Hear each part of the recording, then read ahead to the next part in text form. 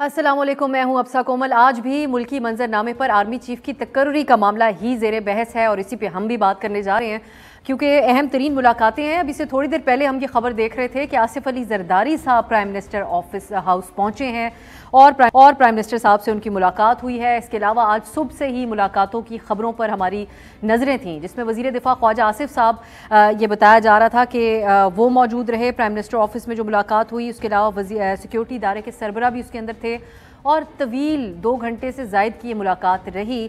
अब बात यह है कि वज़ीर दिफा का बारहा ये बात कहने और बड़े वाज़ेह अल्फाज में उन्होंने ये बात कही कि 25 नवंबर तक नए आर्मी चीफ की मंजूरी और तकर्रुर का मामला हो जाएगा, लेकिन इसके बावजूद इस वक्त इबहाम है, सवालों की एक लंबी फहरिस्त है और जो बातें कन्फ्यूजन के हवाले से जो बातें क्रिएट होती हैं, क्योंकि अब हर चीज़ के ऊपर सोशल मीडिया पे तबसरा होता है, वही सूरत हाल का सामना है इस वक्त। मामला कुछ यूँ है कि जो अमूमी तरीक़ा कार होता है आर्मी चीफ की अपॉइंटमेंट के हवाले से वो हमें नज़र नहीं आया, जिसकी वजह से मज़ीद सवालात उठे हैं।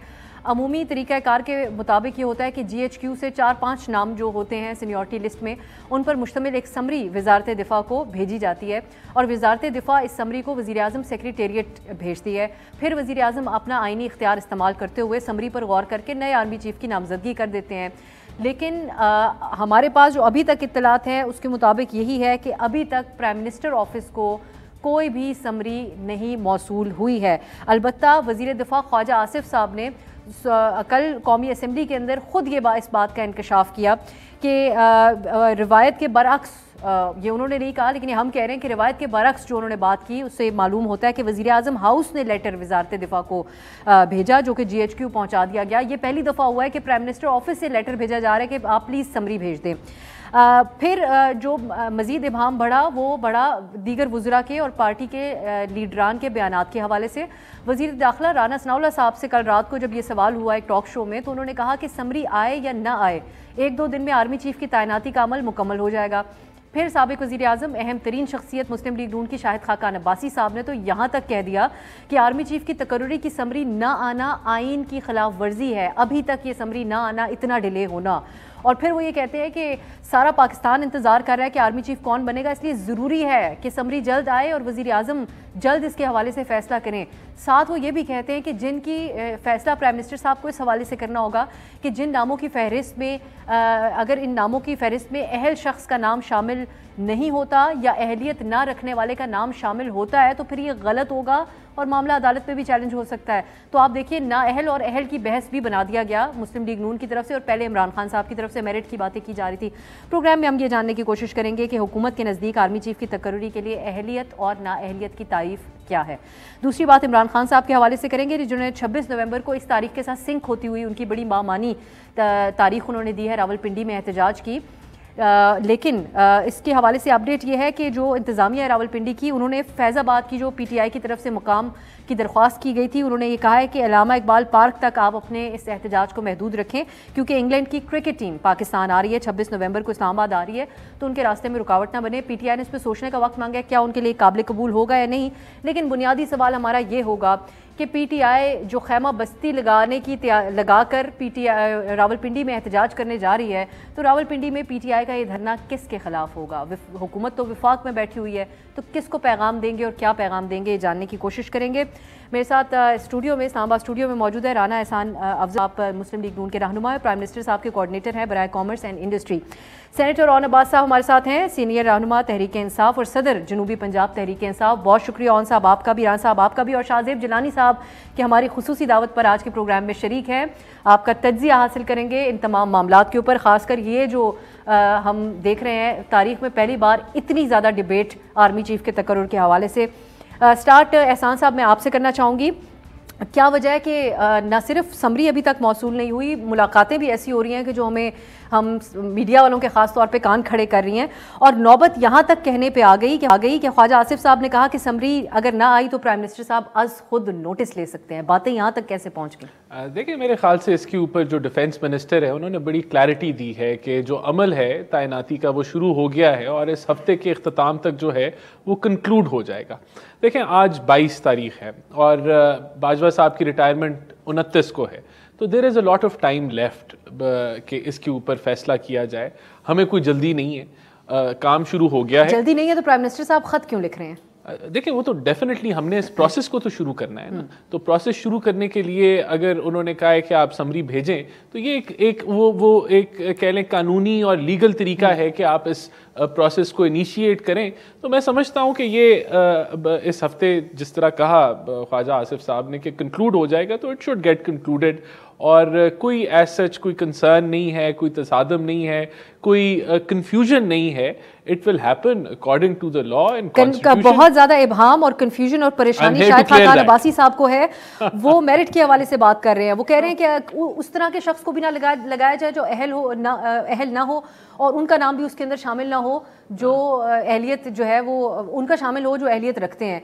तो इससे पहले इमरान खान साहब कह रहे थे कि आप लोगों की हुकूमत मेरिट के मुताबिक नहीं लगाएगी, इसलिए वो चाह रहे थे कि या तो उनकी तजवीज़ ली जाए या फिर ये जो सिटिंग प्राइम मिनिस्टर साहब हैं ये आर्मी चीफ का तकर्रुर ना करें। यहाँ पे शायद खाकान अब्बासी साहब और आप लोग दलील ये दे रहे थे कि सीनियरिटी लिस्ट में 5-6 जितनी भी शख्सियात होती हैं वो तमाम अहल होते हैं, इदारे में एक प्रोसेस के तहत आते हैं। अब्बासी साहब की अहलियत और नाअहलियत की डेफिनेशन अगर आप हमें एक्सप्लेन करें। देखिए मैं तो आई वुड रिपीट अगेन कि अहलियत एवरीवन ऑन द लिस्ट जो है वो अहल है, वो जिस प्रोसेस से गुजरा है। All of them deserve to become the chief of army staff, लेकिन वो जो चॉइस है, जो प्रेरोगेटिव है, जो डिसीजन है, वो वजीर आजम की है and he can pick anyone from that list. तो ये तो दिस स्टैंड्स एट इज।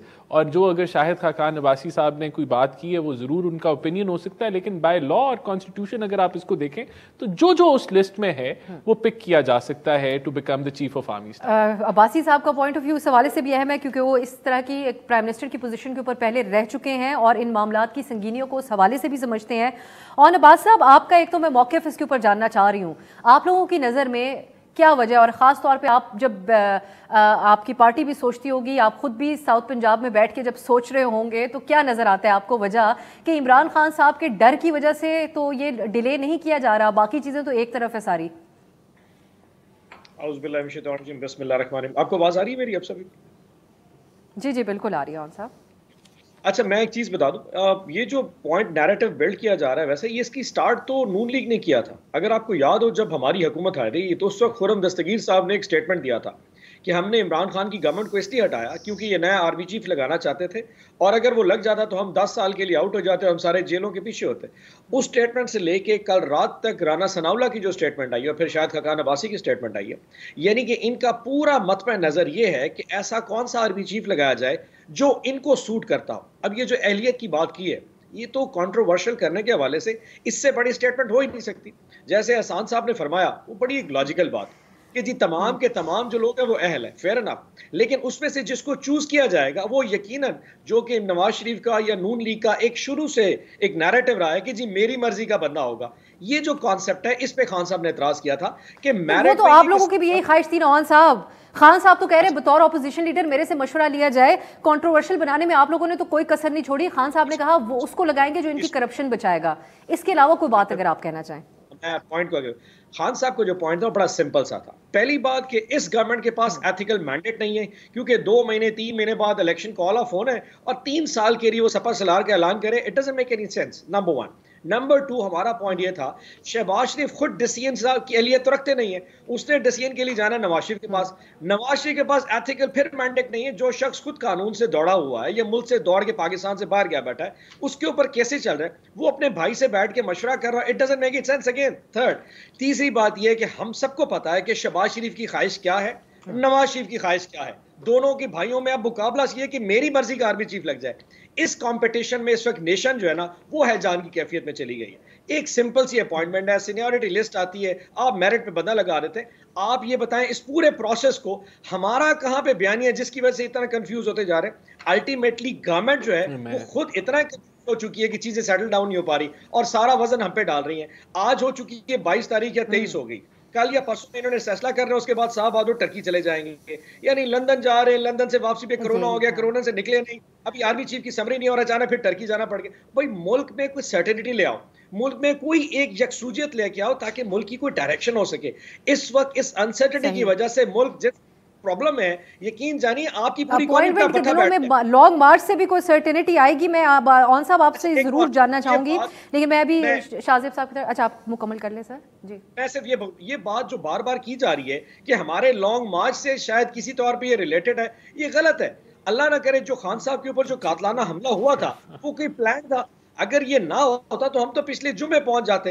अब वो टाइमिंग ऑटोमेटिकली मैच करी, नंबर 1। नंबर 2, इन्होंने कहा जी आपने डी चौक नहीं जाना। भाई डी चौक नहीं जाना, फेयर एनफ। अब हमने कहा रेड जोन से बाहर नहीं जाना। अब तीसरा इस्लामाबाद है, जब इस्लामाबाद ही जाएंगे तो पिंडी जाने की वो भी इजाजत नहीं है। मतलब ये किस किस्म का, ये क्या चाहते हैं हम फिर पाकिस्तान से बाहर जाके? वो आपकी अपनी इंतजामिया पिंडी की। खान साहब उस तरफ आती हूँ, अगला मौजू ही ये है। अब आप बताएं शिकवा किससे कर रहे हैं? आप अपनी हुकूमत पंजाब से कर रहे हैं। मैं शाहजेब जिलानी साहब आपकी तरफ आऊंगी। सर ये तारीख में जिलानी साहब पहली दफा हम सुन रहे हैं, आप मुझे दुरुस्त कर सकते हैं अगर गलत हो, कि प्राइम मिनिस्टर हाउस ये रिक्वेस्ट कर रहा है कि आप बराए मेहरबानी समरी भेज दें GHQ से। लेकिन अभी तक एज ऑफ नाउ जब हम बात करें, हमारे रिपोर्टर कॉलीग्स जो बताते हैं कि कोई समरी की अभी तक खबर उनको नहीं मौसूल हुई। पार्टी के अंदर से ये बातें की जा रही हैं। अगर अब्बासी साहब को देखें, राना सनाउल्लाह साहब को क्या खुद नोटिस की बातें हो रही हैं और अदालत जाने के ऑप्शन के ऊपर भी गुफ्तगू हो रही है। अब तक जो हालात हैं, आपको लग रहा है कि कोई इख्तलाफ है इस्लामाबाद और पिंडी के दरमियान, जो नाम मौजूद है उसके ऊपर यही एक वजह बन रही है इस सारे डिले की? अब सर ये तो बिल्कुल वाज़ेह है कि एक कन्फ्यूजन है और वो आपके प्रोग्राम में भी रिफ़्लेक्ट कर रही है। इनफैक्ट इस मामले पे आप ख़ुद सोचें, आपने कितने प्रोग्राम किए होंगे, कितने हफ़्तों से ये मामला चल रहा है, बल्कि हम ये भी कह सकते हैं महीनों से चल रहा है। पिछले 6 महीने से जो PTI की पूरी हिकमत अमली नज़र आती है, जो उनका पूरा बयानिया है, जो उनकी टाइमिंग है, वो इसी मसले पे से जुड़ी हुई है। राना साहब ने कहा कि जी वो डिफेंस मिनिस्टर के बयान का उन्होंने हवाला दिया। अफसोस से कहना पड़ेगा कि नहीं लगता कि ख्वाजा आसिफ साहब को ख़ुद पता है कि उनकी मिनिस्ट्री में क्या हो रहा है।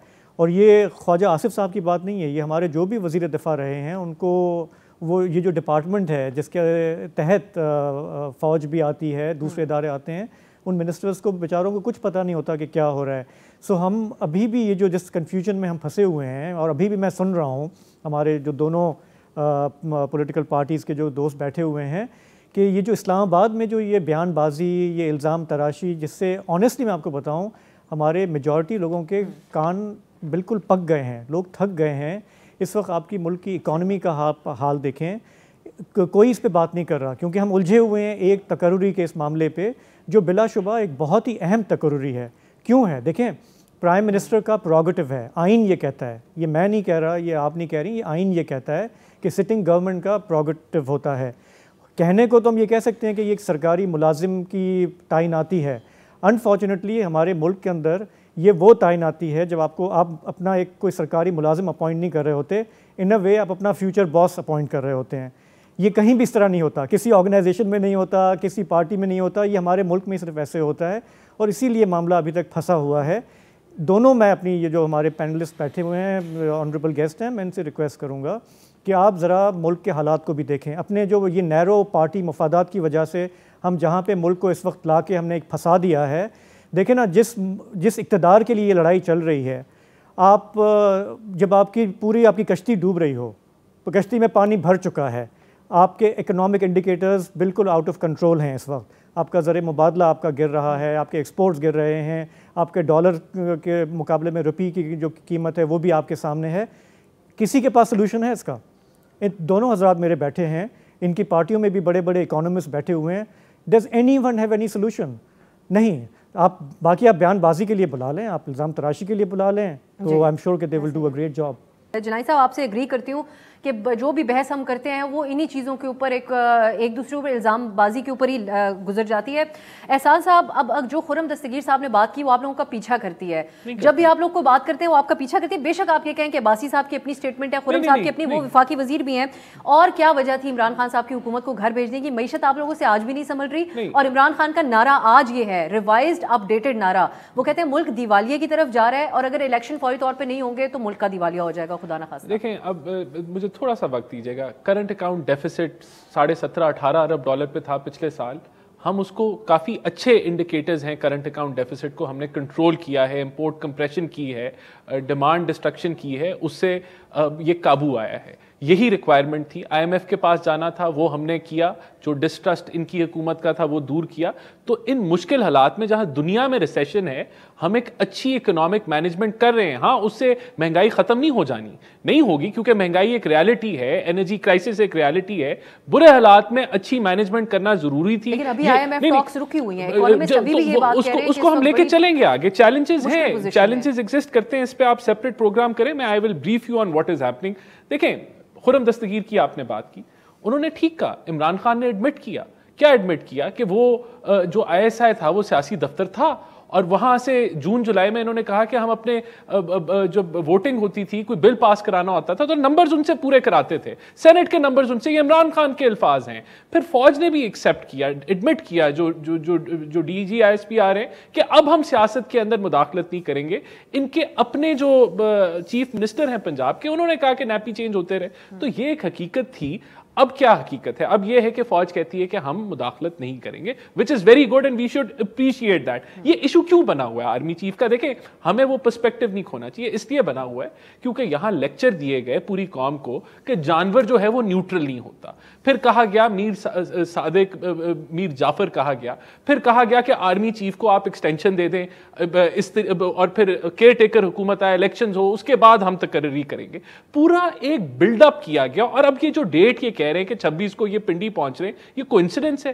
ये समझते हैं कि अवाम बेवकूफ है? ये पूरा जो प्लान इन्होंने, ये जो सारी लॉन्ग मार्च की, ये आर्मी चीफ की तकर्री के साथ कोइंसाइड कर रही है। ये इनका मकसद ही ये था कि इसको प्रेशराइज करें। अब वो बयान आज तक चंद दिन पहले उन्होंने बयान दिया कि मैं आर्मी चीफ जो ये इसलिए सिलेक्ट करना चाहते हैं अपनी मर्जी का कि मुझे नाअहल करना चाहते हैं। तो पूरी सियासत के अंदर इंस्टीट्यूट्स को गदला किया, उन पे कीचड़ उछाला। अब कहते हैं जी जो मर्जी आ जाए, हमारा तो कोई इसमें लेना देना नहीं है। तो मैं आई एम सॉरी टू से, ये पर्सपेक्टिव है। हुकूमत क्या कर रही है? देखिए, हुकूमत जो है वो इस अमल के अंदर अभी टाइम रहता है, उसके अंदर हम डिसीजन कर लेंगे।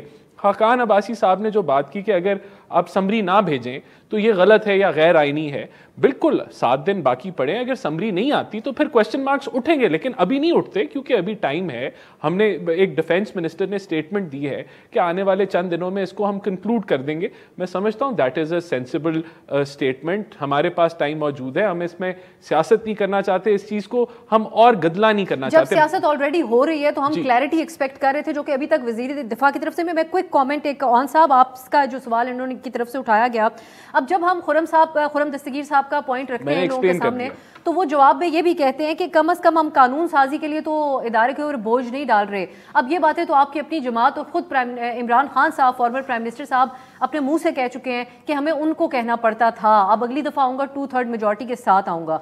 सो इसके ऊपर अगर आप रिस्पॉन्ड करना चाहें। ये लोग ये कहते हैं कि आप खुर्रम साहब की बात का हवाला ही ना दें। अच्छा, खुर्रम साहब की बात को थोड़ा साइड पे रख भी दिया जाए। आप ये बताएं कि एक हफ्ते से शहबाज शरीफ बैठे लंदन में क्या कर रहे थे? वेरी फ्रैंकली ऑन एक आम पाकिस्तानी, छोड़ दे मैं PTI का, एक शख्स बैठ के लंदन में एक शख्स से बैठ के मशवरा कर रहा हो कि आर्मी चीफ किसको लिया। वेरी फ्रैंकली ये 90s की दहाई में चले गए, जब ये जनरल ज़ियाउद्दीन और वो बाकी जो मामला हुआ करते थे। ये समझते हैं कि आज भी हम घर में बैठ के भाई बेटे भतीजियां ये फैसला करेंगे कि मुल्क का सपा-सलार कौन होगा। ये जो एथिकल सेगमेंट है किसी भी सोसाइटी में हो, उसको कोई बर्दाश्त नहीं कर सकता। आपने मेरिट पे फैसला करना है, सीनियरिटी लिस्ट आएगी, आप उसमें लगा दें। कंट्रोवर्शियल हम कहां पे कर रहे हैं? अगर लंदन में एवनफील्ड फ्लैट, वेरी फ्रैंकली देखिए एवनफील्ड फ्लैट क्या है? एक फ्लैट ऐसा है जिसके ऊपर कोर्ट का केस है कि इसको पकड़ के इसको गिरवी रख के बेचा जाए। आप वहां पे बैठ के एक मुल्जिम के साथ मशवरा करेंगे कि मैंने मुल्क का सपा-सलार किसको लगाना है, जिसकी मेंटालिटी है कि मैं हमेशा अपनी मर्जी का बंदा लगाऊं, अपना बंदा लगाऊं।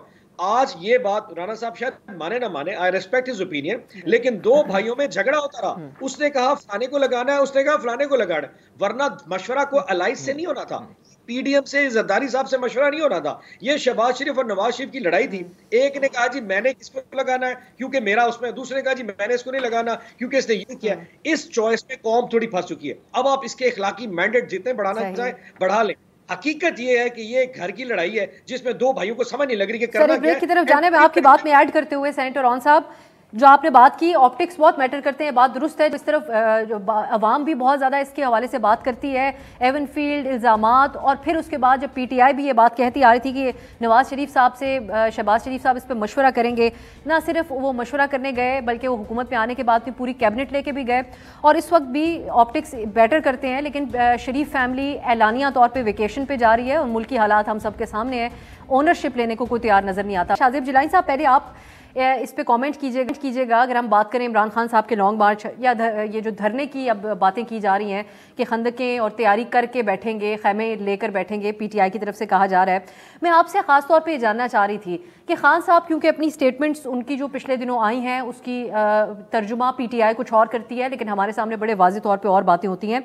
आप समझते हैं कि PTI के सपोर्टर को या फिर अवाम को इन जनरल क्लोजर मिल गया होगा इमरान खान साहब ने जो पहले मौक़िफ़ और बयानिया अपनाया और जो अब वो बातें कर रहे हैं, ख़ास तौर पे अब क्योंकि अमेरिका वो कहते हैं कि हमारा दुश्मन नहीं रहा, इस्टेब्लिशमेंट जिनको जिस तरह एहसान साहब भी पहले कह रहे थे, मीर जाफ़र कह रहे थे, अब वो सिर्फ इस बात तक आ चुके हैं कि आप रोक तो सकते थे। क्या ये नतीजा हो सकता है कि इमरान खान साहब को इंगेज किया गया तो उन्होंने अपना बयानिया तब्दील किया? अमेरिका के हवाले से अगर उसको सेपरेटली भी रखें इस्टेब्लिशमेंट को देखते हुए, और ये चीज़ जस्टिफाई बड़े आराम से जो उनका वोटर सपोर्टर है उसके सामने हो चुकी है, या आप समझते हैं कि खान साहब को मज़ीद एलेबोरेट करना पड़ेगा कि अब उनके निशाने पर असल में है कौन, अगर इस्टेब्लिशमेंट और अमेरिका नहीं है, जब वो रावलपिंडी आएंगे? अब सर, इमरान खान साहब की जिस तरह पोजीशन चेंज होती रही है मुख्तलिफ़ मामलात पे, वो कोई नई बात नहीं है। उनका पूरा एक ट्रैक रिकॉर्ड है कि वो जिस तरह जब जज्बाती बातें करते हैं और फिर उसमें रिवर्स गियर लगाते हैं, वो भी उसी जोश के साथ। लेकिन हमने ये भी देखा है कि PTI चूँकि जो पार्टी है वो शख्सियत पे बेस्ड है, उसमें शख्सियत परस्ती है, उसमें एक पूरा कल्ट का एक कल्चर है, सारी चीज़ें इमरान खान साहब के गिर्द घूमती हैं। तो उनके जो उस तरह के जो चाहने वाले हैं, जो यंग लोग हैं, या सुनते हैं कि ख़वातीन भी उनको फेवर करती हैं कुछ, या इस तरह के जो उनके लोग हैं, वो उनको फिर फ़र्क नहीं पड़ता, क्योंकि वो जब आप अपने लीडर को एक मसाया के तौर पे देखना शुरू करते हैं तो फिर आपकी जो सोचने समझने की सलाहियत है वो मुतासर होना शुरू होती है, और उनके कितने भी चाहे यू टर्न आ जाएं तो आप उसी पे रहते हैं। और उसमें बड़ी वजह उसमें ये है कि आप कहते हैं कि यार दूसरों से तो फिर भी बेहतर है ना, क्योंकि आपको जो भी एक बयानिया जो आपने एक्सेप्ट कर लिया है कि बाकी सारी पॉलिटिकल पार्टीज़ जो हैं वो बेकार हैं, वो आपकी तवक्कुआत पे पूरी नहीं उतरेंगी, तो फिर आप एक मसाया के पीछे चल पड़ते हैं। अभी भी जो आपने एडमिशन बताए इमरान खान साहब के कि अभी जो उन्होंने पिछले दिनों में जो दिए हैं, उससे मेरा ख्याल है कि 19-20 का तो फ़र्क पड़ा है। हमारे यहाँ हमारी भी जिन लोगों से बात होती है, कुछ लोग बड़े मायूस हुए हैं कि यार आपने कभी कहा साजिश, फिर कहते हैं साजिश नहीं है, अमेरिका, फिर कहते हैं नहीं अमेरिका नहीं है, फिर आपने फ़ौज के लिए कहा, फिर कहते हैं फ़ौज भी नहीं है। लेकिन इमरान खान की एक बहुत ज़बरदस्त क्वालिटी है जो मेरा ख्याल है कि बाकी हमारे सारे पॉलिटिशियन से अलग है, और वो ये कि वो फिर कुछ नई चीज़ लेकर आ जाएंगे मार्केट में, और वो चलेगी और वो बिकेगी, और वो उसको दिन रात सुबह शाम 24 घंटे वो और उनके सारे लोग वो रिपीट करते रहेंगे। और जब वो आपके हवास पे जब तारी हो जाएगा तो फिर लोग एक नई ट्रक की बत्ती के पीछे चल पड़ेंगे। तो इसको ये जो 26 वाला इनका प्लान है, इसको अंडर एस्टिमेट ना करें। ज़ाहिर है कि KP गवर्नमेंट उनके साथ है, पंजाब गवर्नमेंट उनके साथ है, वो अभी भी जो गैम्बल खेल रहे हैं उसमें ही hasn't given up. I don't think he has learned anything अभी तक। वो इंटायरली, बिल्कुल जिलानी साहब अगर इंटायरली नई बात भी करते हैं तो बज़ाहिर ऐसा ही लगता है कि उनके चाहने वाले उसके ऊपर भी यकीन करेंगे। लेकिन ऑन साहब ज़रूर अगर आप हमें बता पाएँ कि अब खान साहब ने जो आज ख़ुद अमेरिका को माफ़ कर दिया, उस बात को भूल कर आगे बढ़ गए। वो कहते हैं कि मैं मुल्की मफाद की खातिर, लेकिन मुल्की मफाद कुछ दिन पहले भी यहीं पर मौजूद था। अगर वो चाहते तो साइफर के हवाले से कुछ ऑफ द रिकॉर्ड बात करते और बाद में वो जलसे के हवाले से जाके बात करते। लेकिन पाकिस्तान के अवाम, हम जब जाके लोगों से बात करते हैं, खा वो किसी गांव में बैठे हुए लोगों या शहरों में, उनका वन लाइनर जवाब होता है कि अमेरिका ने इमरान खान को ख़त लिखा, धमकी दी और उसके बाद इमरान खान साहब की हुकूमत गिरा दी। उनको ये बात अभी तक समझ नहीं आई कि असल में हुआ क्या। आप बेशक अंग्रेज़ी का जो भी तर्जुमा करें, खान साहब ने आज खुद जब अमेरिका को माफ़ किया है तो क्या उससे पहले पार्टी और अवाम के सामने उन्होंने क्यों नहीं रखा इस बात को, और क्या अमेरिका ने माफ़ी मांग ली रिजीम चेंज करने के ऊपर जो खान साहब ने उनको माफ़ किया? अच्छा बीबी, ये जो हम एक सिंगल आउट करके ना किसी एक कॉन्टेक्स्ट में से कोई चीज़ उठाते हैं और उसको फिर रिप्रेजेंट करना शुरू कर देते हैं, क्योंकि आपने ये कहा था यू टर्न जो है ना वो नहीं लेना चाहिए पॉलिटिक्स में। हमेशा चीज़ों को ना थोड़ा in out of the context देखना थोड़ा खतरनाक भी हो जाता है। इस वक्त इश्यूज क्या है, अगर मैं फॉर एग्जांपल बात करूं कि प्रायोरिटी लिस्ट बनाए, प्रायोरिटी लिस्ट में सबसे पहले क्या इंपॉर्टेंट है, वो आ जाता है अरशद शरीफ का कत्ल। अब हमें लोगों से क्या बात करनी है कि यार अरशद शरीफ एक पाकिस्तान में जर्नलिस्ट था जिसकी जिंदगी को खतरा था, जो पाकिस्तान से दुबई गया, दुबई से की नहीं आया, किसी ने उसको मरवा दिया और हमने कहा उसकी तहकीकात की। ये प्रायोरिटी लिस्ट नंबर 1 हो गई। प्रायोरिटी लिस्ट नंबर 2 क्या होगी कि जी इमरान खान साहब के ऊपर कातलाना हमला हुआ, और कातलाना हमला जिस पे हुआ, जिनका नाम उन्होंने एफआईआर में कहा, वो एफआईआर नहीं कट रही, और जिसको पकड़ा जा रहा है वो हमारा एक्चुअली मुल्जिम है नहीं। ये प्रायोरिटी लिस्ट नंबर 2 होगी। तीसरे इश्यूज क्या आ रहे हैं, आजम स्वाति, कि उसको घर से उठाया, उसको नंगा किया, उसको मारा, जब दिल नहीं भरा फिर उसके घर की जो बीवी की जो वीडियो थी उसको उठा के फ्लोट कर दिया ब्लैकमेलिंग के लिए। तीसरा इशू आ गया। चौथा इशू क्या है, साइफर आ गया जी। साइफर बड़े डिवाइडेड हैं आज आप लोग। Let me clarify. तो आप कह रहे हैं इन सारी चीजों को भूल के, इन सारी चीजों को भूल के, इससे पहले वाली सारी चीजों को भूल के जो चीजें आप जिक्र कर रहे हैं सिर्फ उनकी बात हो। अभी भी बात तो कर रहे हैं ना, मेरा पॉइंट तो क्लियर कर रहे हैं। मेरा पॉइंट ये है कि प्रायोरिटी लिस्ट पाकिस्तान में इश्यूज क्या हैं।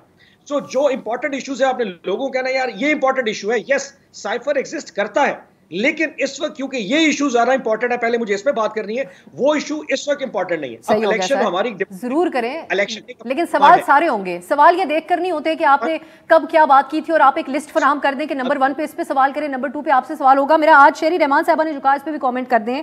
ऑन साहब वो कह रहे हैं अमरीकी लॉबिंग फर्म, शहरी रहमान साहबा कह रही हैं उनसे मुआहदा करने के बाद इमरान खान साहब ने यू टर्न लिया है। मैंने यू टर्न का लफ्ज नहीं इस्तेमाल किया, मैंने कहा माफी, एग्जैक्ट मैंने तर्जुमा किया जो इमरान खान साहब ने बात की उसका। मुझे बताएगा पीआर फर्म अगर आप लोगों ने हायर की तो फायदा तो तब होता ना ऑन साहब कि अमेरिका माफी मांगता गैर मशरूत इमरान खान साहब से और पाकिस्तान से रिजीम चेंज करने पे, फिर खान साहब माफ करते। उन्होंने किस बेसिस पे माफ किया अमेरिका को? जरा बात समझने की कोशिश करें। इशू एग्जिस्ट करता है, साइफर एग्जिस्ट करता है, वो एक कॉन्स्पिरेसी पाकिस्तान में हुई थी, वो रिकॉर्ड पे नेशनल सिक्योरिटी काउंसिल के एलामी में मौजूद है। जो खान साहब कह रहे थे कि हमें मूव ऑन करना है, इस वक्त पाकिस्तान को बहुत सारे और इश्यूज हैं जिनके ऊपर आपको प्रायोरिटी लिस्ट में जाना है कि यार ये इस इशू के ऊपर पहले बात करते, वरना हमारी डिमांड क्या थी, हम तो इलेक्शन मांग रहे थे। आपने हमें सुना है कि जब से अरशद शरीफ का वाकया हुआ, जब से खान साहब पे कातलाना हमला हुआ, जब से आजम स्वाति के साथ, हमने इलेक्शन की बात करनी, क्योंकि प्रायोरिटी लिस्ट है ना। अवाम को आपने कहना सबको माफ करें तो ऑन साहब इन सियासी जमातों का क्या कसूर है? इनको अगर अमेरिका ने उनकी हुकूमत गिराई, रिजीम चेंज किया, उनको माफ कर दिया खान साहब ने। अभी आज भी यूएस स्टेट डिपार्टमेंट ये कह रहा है कि ये बेसलेस इल्जामात हैं इमरान खान साहब के मुल्कों के ताल्लुकात खराब करने वाले। उनको आप माफ करें, इनके साथ भी बैठ जाए, इन पार्टियों के साथ, सियासी जमातों के साथ। ये मेरा सवाल है। अगर वो इतने ही अगर वो इंपॉर्टेंट अनइम्पॉर्टेंट हो गए, फॉर एग्जांपल जी स्टेट उनका डिपार्टमेंट कह रहा है, तो डीमार्च करने की जरूरत क्या थी? नेशनल सिक्योरिटी काउंसिल के अलामिया जाने की जरूरत क्या थी कि पाकिस्तान में साजिश हुई है? तो मैं भी कह रही हूं खान साहब को माफ करने की क्या जरूरत थी ऑन साहब? ये बड़ा सीरियस मसला है अगर ऐसा हुआ।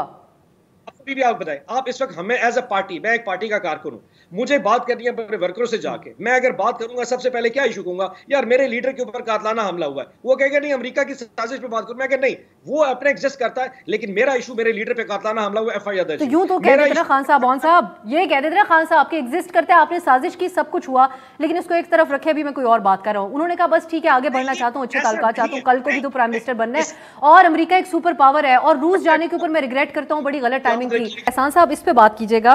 ख्वाजा साहब ने कहा है कि हम ये तकर्रुर वाले काम से फारिग होकर फिर इमरान खान से दो हाथ कर लेंगे। तो आप लोग दो हाथ कैसे करेंगे? या तो इलेक्शन में सियासी तौर पे दो हाथ हो सकता है, या फिर आप कोई मुकदमात बना के उनके साथ दो हाथ करेंगे, क्योंकि अभी तक जब से खान साहब की हुकूमत गई है, आप लोगों की हुकूमत के साथ और इस्टेब्लिशमेंट के साथ दो हाथ इमरान खान साहब कर रहे हैं। देखिए दो हाथ का मतलब लॉन्ग मार्च से डील करना है, इस पॉलिटिकल इंस्टेबिलिटी से डील करना है, जो एक तोशाखाना के हालात हुए, एफआईए उस पर इन्वेस्टिगेशन कर रहा है और मामलात हैं, तो ये सारी इससे दो हाथ करने का मतलब है, जो इंस्टेबिलिटी वो फैला रहे हैं, इससे बढ़ के जो है वो उनका और कोई मकसद नहीं। एक अगर आप मुझे अलाउ करें, देखें इमरान खान ने अपने बयानिए से बहुत बड़ा यू टर्न लिया आलमी साजिश वाले ने। उन्होंने फाइनेंशियल टाइम्स के इंटरव्यू में कहा कि आई do not blame the US for conspiracy, for this conspiracy. तो इसका उर्दू में तर्जमा ये है कि मैं अमेरिका को इल्ज़ाम जो ठहराता ही नहीं हूं कि उन्होंने कंस्पिरेसी की है।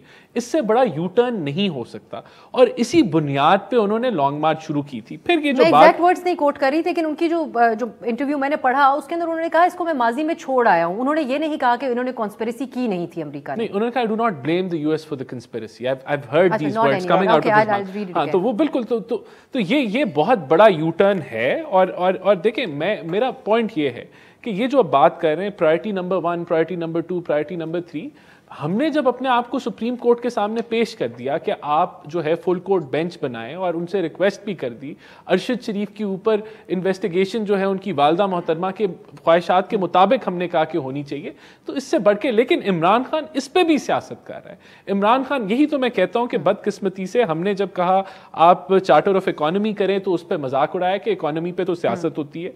हमने जब इनके साथ इंसिडेंट हुआ, पूरी कौम इनके साथ खड़ी हुई, बाशमूल हम, इन्होंने हमारे पे कत्ल करने का इल्जाम लगा दिया।